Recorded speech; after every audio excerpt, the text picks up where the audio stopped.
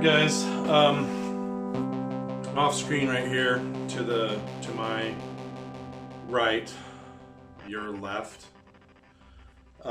is a table saw I bought a while back. It's a 3-phase Delta Unisaw. It's a vintage one, so it's like 45 to 65 or something like that. And I happen to have the old rip fence with this one. And so I thought I'd do a video about reconditioning, repairing the rip fence. The rip fence is in really bad shape. I'm probably not going to redo the metal part here. I may spray paint it, but I'll put something in front of the fence that's a sacrificial piece of material, whether it's a piece of plywood or what, or I even thought about a piece of nylon. The parts are near impossible to get, and some of them can be found on eBay, but they want a lot of money for them. And so I sort of went through mine and rebuilt it with stuff that I could find from like a Ace True Value type setup. And hopefully your town or city or wherever you're at has a decent selection of hardware. You'll need that. But most of these parts are fairly common. I did have to order the ground pins. They're a dowel pin, a 3/8 dowel pin. And we'll get into that, but I think I've got a solution that's going to work. It will require some modification, but it's not something that's impossible. So I guess we'll get right into it. All right, so the parts consist of the rip fence itself, which is in, like I said, pretty bad shape. This saw was not taken care of. And then you've got some cast components. So this is the main piece of the main cast component for the fence. I've got it partially back together, and I just didn't know I was going to make this video, but I thought maybe it'll help somebody, so we'll kind of look it over. But when the parts wear, you can see a little dent right here. This thing here, this handle is wore out, and so hopefully you guys will be able to see this in camera, but you can see from all the years of rubbing, it's necked down right here. And also, when you screw this all the way in, it hits this pin, and it shouldn't do that. So down the road, I'm hoping to get something that's not as threaded as far, and I'm going to incorporate this wheel, and so there's some things we'll discuss. So this can thread in and hit that dowel. I don't like that.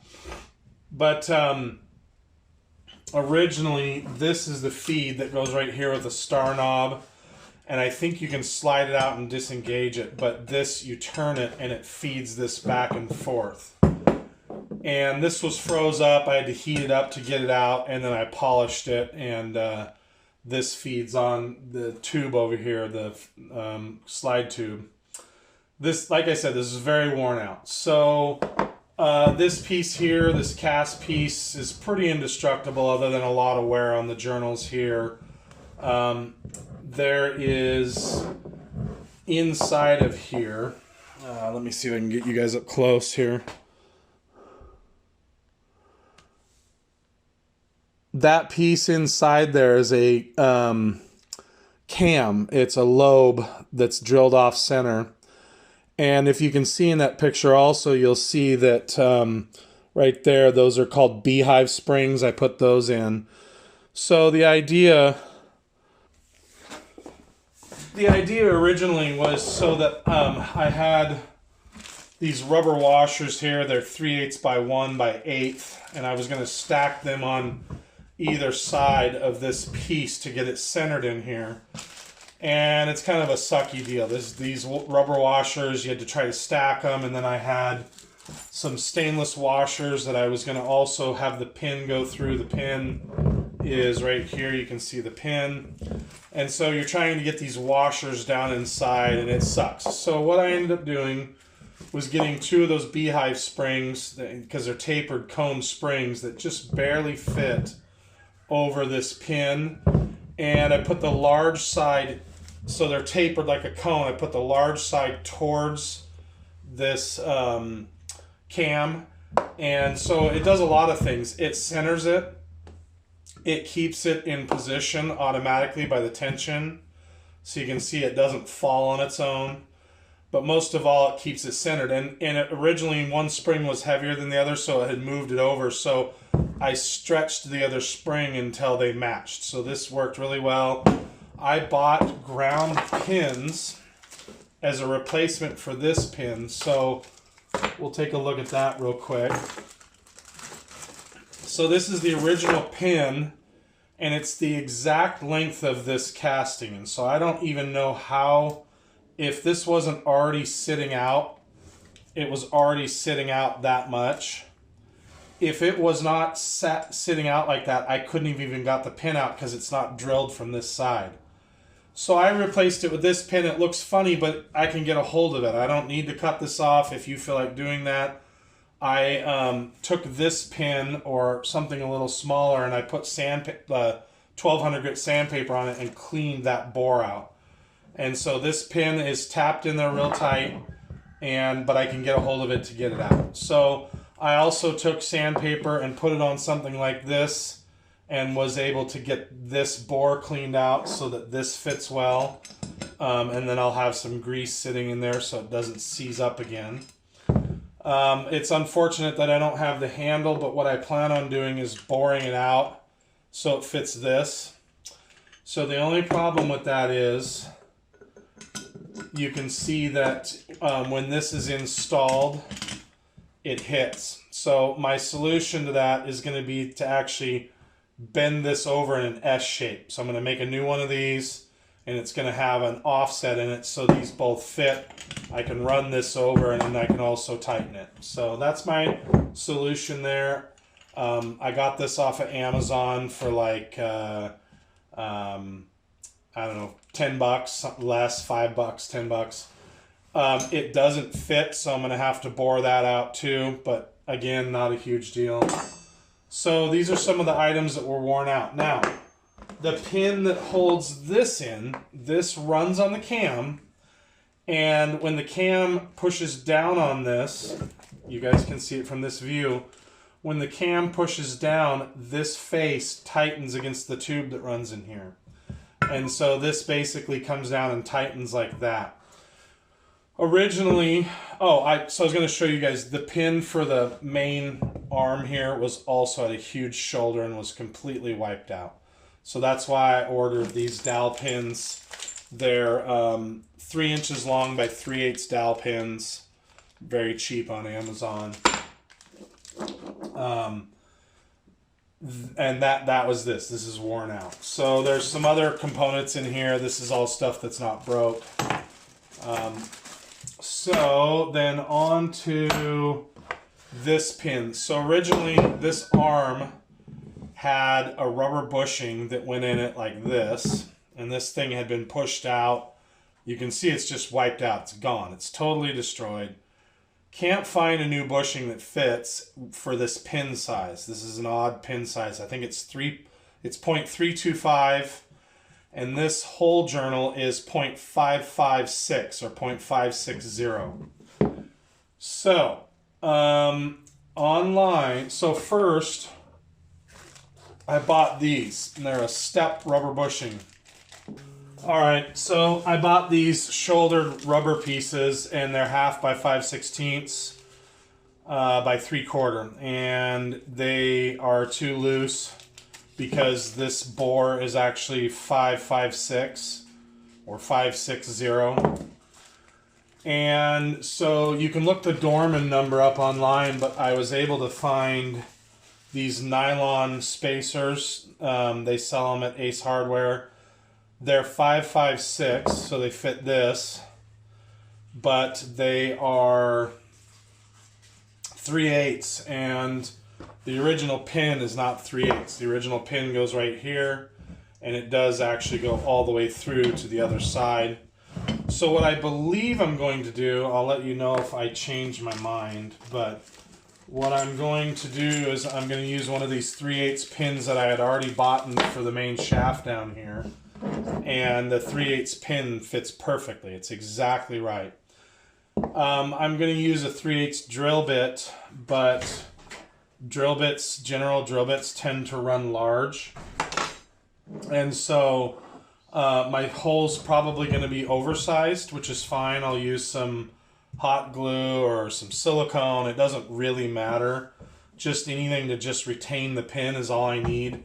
As far as fit goes, this is pretty dang perfect. It's got a little play, but not much. So, and actually, if that, yeah, that play is in the ID, most of that play. So, I believe I'm going to drill this out to 3/8, and I'll be able to just retain it by the means of probably, I think I'm even going to try some blue Loctite or something. So we'll see. That's my plan, is to drill that out, get this pin in, and at least be able to put this back together. So you have a rod. This rod is the transverse rod that runs down the inside of this rip fence, and it is attached to this piece here. Is not in very good shape on my saw. I can remake it out of steel, but right now I'm not going to. Basically, this pin is attached to like this. There's a little piece here, and actually, I'm sorry, that's the wrong way around. It goes this way. And this pin, or this goes inside here, and there is another dowel which goes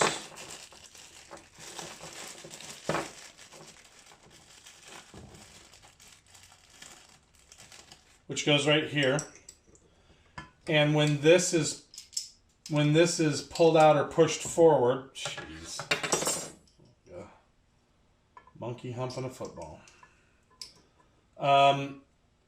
What happens is, oh, you know what? I got that screwed up.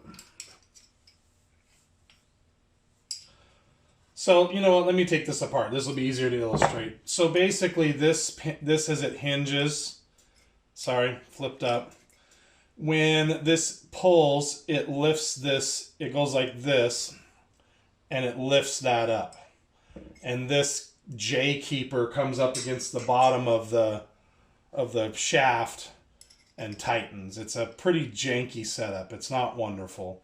So when this pushes back, it lifts up on this and tightens. So the problem is, if you have a saw like this, this rod can be in bad shape. More than likely, from years of running it back and forth, this is worn out right here. Make sure you guys are still on. It's aluminum, so everything fits like crap.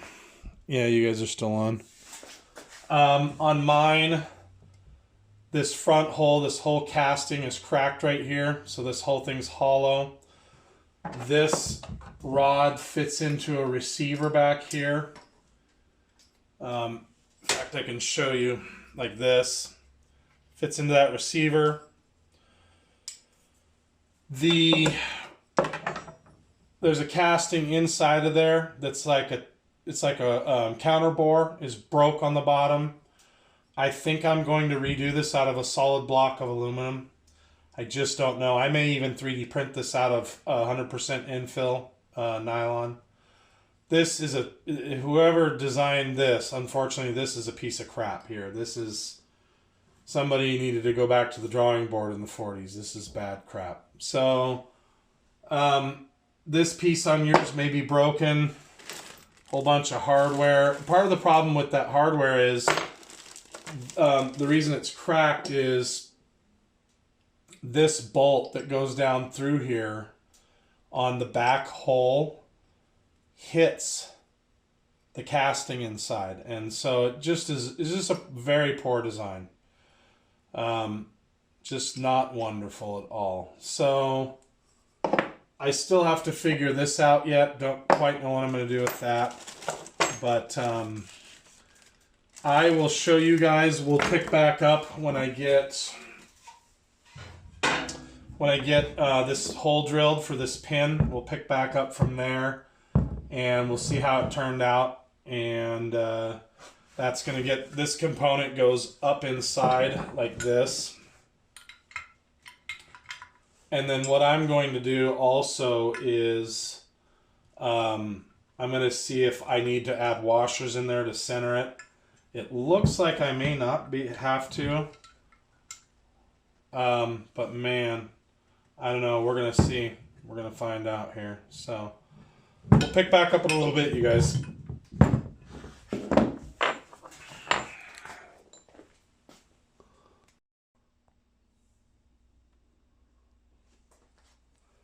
Alright guys, so I drilled it out to a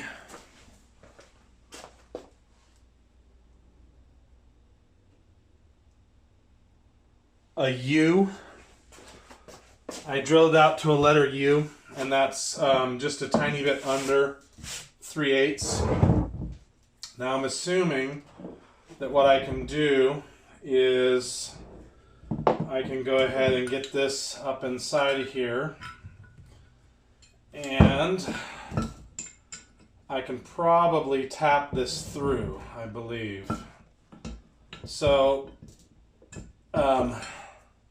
you're going to have a long drill bit because of this. It sticks way out.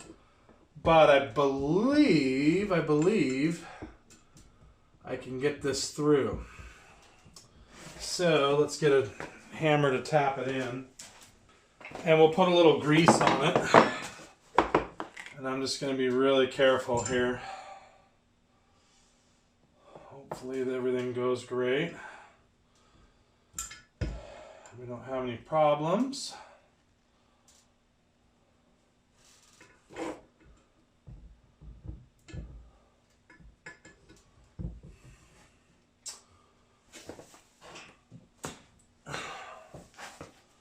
All right, so let's see here.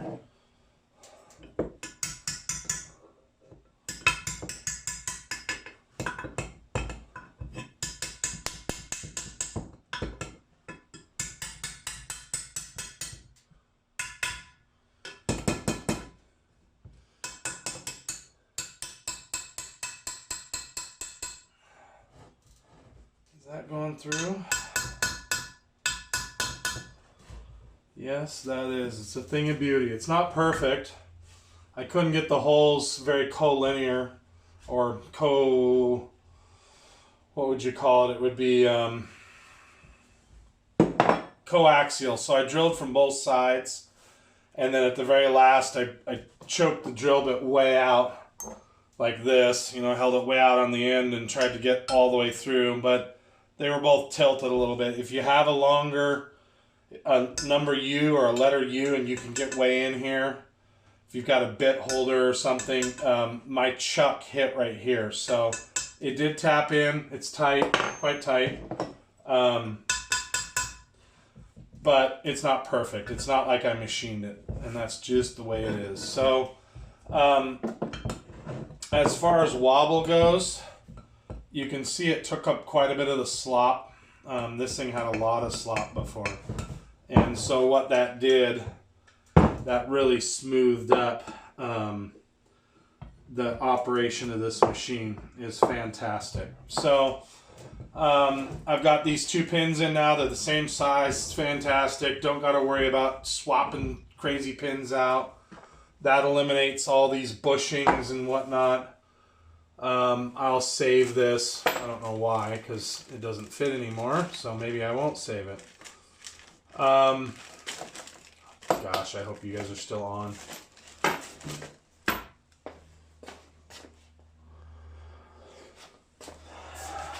need like a red light or something on the front of the phone. Yeah, so worked great. Pins are in. Gonna leave them long. I can pull them out that way. There's nothing over here for them to hit. I'm missing the pointer up here. I will try to find that at some point or make one of my own. That's unfortunate. At some point I'll probably restore this thing and do some work to the actual powder coating and everything, but for now, so the way this works, this has a component that I may have just forgotten to put in. Oh, no, there we go. So this piece right here that's threaded goes on this rod, and this adjusts the take-up of this pin. So let me get this started and you guys can see it. Basically, there's a certain amount of take-up, and you thread this in, and then when you tighten this down, this pin determines how long the rod is. Alright, so there's really not much else to say. There's some bolts that go in here, and this all goes through the rip fence. Like I said before, this right here is a piece of crap. I may make, like I said, make this out of solid stock. Be pretty easy to do. In fact, I could damn near make it with the table saw. Anything else of high priority? Not really. This, like I said, this isn't wonderful. This isn't bad. This is awful. I'm trying to think if there's anything else I'd tell you guys. There's really not much. Getting this fixed, getting this put together. That's about it. We'll take another look when I'm further along.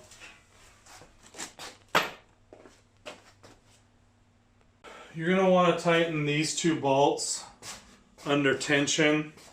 You're going to want to make sure that your table, this has slop in it. These bolts have slop, and this whole thing has slop.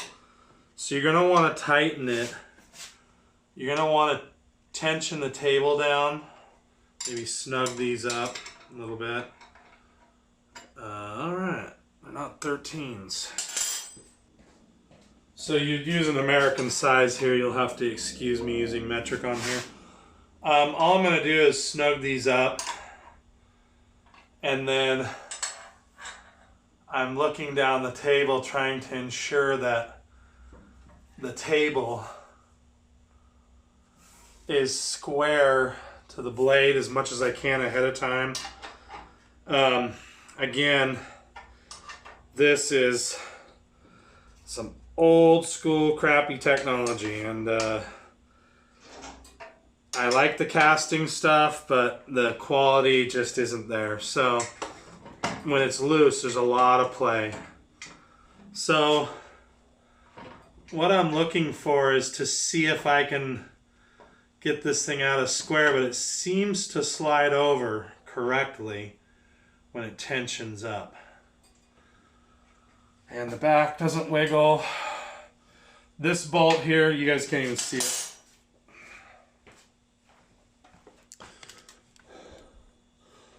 So this bolt here is stripped out, and this bolt here is cracked from, if you remember from before, the casting's cracked. So I kind of have to baby this for now until I get this piece replaced, or I just replace the whole thing. Alright guys, so this is pretty much it. This thing's tensioned well. You know, like I said, it's real homeschool for right now until I get a better table. But it does seem to self-center when it tightens down. It does seem to come over. I'm really going to have to basically keep a square with me and check this thing, because it's actually assuming that's square to the table. I think this is square to this. Did I check that already? How did I do that? Yes, I did. How did I do that? There was some adjustment somewhere. I wish I could tell you guys. So more or less, I'm gonna grab my big framing square and check it, but I'm pretty sure this back face is square. So when I get over here and go to tighten this down, I'll probably use the square against the table just to make sure. And I'm gonna have to work with this right now. This is what I got. In the meantime, we're gonna work some more on the VFD. I haven't even covered that yet. We're kind of out of order a bit here, so we'll cover the janky setup here on the wall. And then, can you guys even see me? Yeah, on top of my head is probably cut off. We'll cover that in a later video. I'm gonna use this outside. I made a little caster setup, which I won't really go into other than I used some of those balls that are in like a socket for like a table for like moving plywood around or sliding luggage on. I put 4 of those on some real thin wood, and I can roll it around fine, and it's still not super tall. So in the meantime, oh, I don't want that. In the meantime, my goal is to cut some material for that to make a box. Again, well, yeah. So, gosh, I hope this helps somebody. This is a real old table saw. It's built well. The cast iron's great. Some of the mechanics really suck. So yeah, I hope this helps somebody. And when I do the wheel, we'll do a little video on that. It's not a big deal. It's just doing some reaming and getting it put in here. It's really not that big of a deal. So anyways, talk to you guys later.